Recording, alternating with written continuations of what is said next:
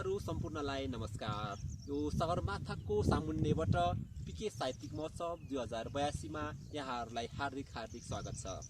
PK साहित्यिक महोत्सव जस्तो बृहत कार्यक्रमको सञ्चालकको रूपमा मलाई विश्वास गरेर भूमिका दिनुभएकोमा आयोजक संस्था @extrajourney7 परिवारप्रति हार्दिक कृतज्ञता तथा आभार व्यक्त गर्न चाहन्छु।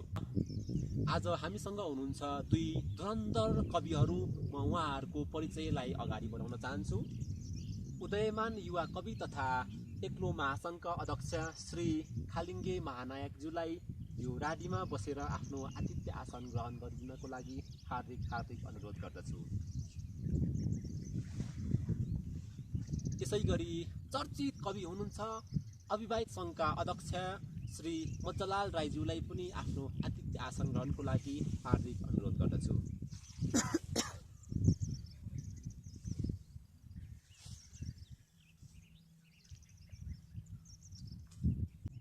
आयोजक संस्था @extrajourney7 ले एउटा अनुरोध सहितको सूचना पनि प्रकाशन गरेको थियो। कार्यक्रम सञ्चालक र कविहरूको ड्रेसअप एउटै हुनुपर्नेछ, मिल्नुपर्नेछ। यहाँहरूले आयोजक संस्थाको अनुरोधलाई स्वीकार गरिदिनु भएकोमा म व्यक्तिगत रूपमा र आयोजक संस्थाको तर्फबाट हार्दिक धन्यवाद व्यक्त गर्न चाहन्छु। हेर्नुहोस् त, ठ्याक्कै मिलेको छैन त। टोपी हेरौँ उस्तै, यता हुडी हेरौँ उस्तै, यो पुरै सुतीको रेक्से परेको, यता तल यो सिलिक गर्ने प्यान्ट, यता होफर कम्पनीको जुत्ता, सेतै मोजा। Just a joke. समय अभावका कारण हामीले गोला प्रथालाई यो कार्यक्रम सुरु हुनुभन्दा अगाडि नै गरेका थियौँ र 1 नम्बर टिप्नु भएको थियो एक्लो महासङ्घका अध्यक्ष खालिङ्गे महानायकज्यूले। अहिलेलाई एक्लो महासङ्घका अध्यक्ष खालिङ्गे महानायकज्यूलाई आफ्नो कविता वाचन गरिदिनुको लागि हार्दिक अनुरोध गर्दछु। नमस्ते, म खालिङ्गे महानायक, एक्लो महासङ्घको अध्यक्ष पनि हो। म मेरो कवितालाई अगाडि बढाउन चाहन्छु। ध्यान दिएर सुन है, कविता भनेको ख्याल होइन। लप नगरी थपक्कै बसेको यो मनले उनीलाई लप गर्यो 81। यो त 82 हो त। त्यही पनि वान साइडेड लभ, एकोहोरो। त्यो एकोहोरो त रोटी पाक्दैन है, डढ्छ पो कालो।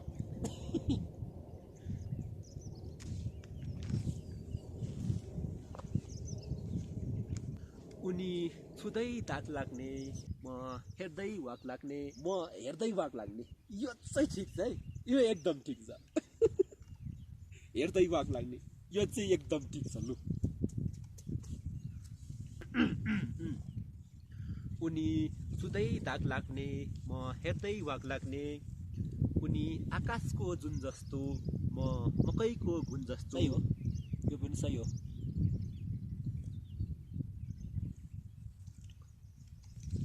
उनी आकाशको जुन जस्तो, म मकैको घुन जस्तो। मैले मनमा नै मन पराएको कुरा चन्द्रमाले थाहा पाए कि पाएन होला। मैले मनमा नै मन पराएको कुरा चन्द्रमाले थाहा पाए कि पाएन होला। धन्यवाद। मुला, यस्तो पनि कविता हुन्छ? कविता भनेको एकदम सटिक, छोटो, मिठो हुनुपर्छ। कविता भनेको यस्तो हुनुपर्छ। सुन, कविता भनेको सटिकमा हुनुपर्छ, सटिकमा जम्मी 3 लाइनमा सकिनुपर्छ। बुझेको? सुन, मेरो कविताको शीर्षक छ जिन्दगीका 3 सत्यहरू। 1. गरिब र स्तन जहिले पनि दबिन्छ। 2. समस्या र लिङ्ग जुनसुकै बेला खडा हुन सक्छ। र 3. भाग्य र प्राप्त जुनसुकै बेला खुल्न सक्छ। मुला खोया, यस्तो कविता हुन्छ?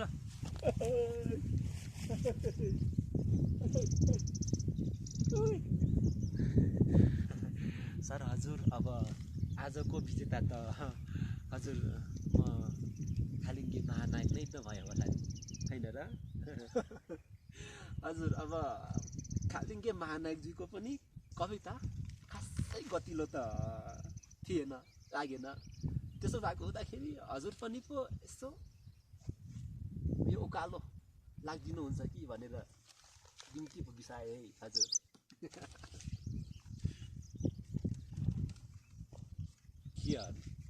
चर्चित उदयमान भनिएका कविहरूको हालत त्यस्तो छ।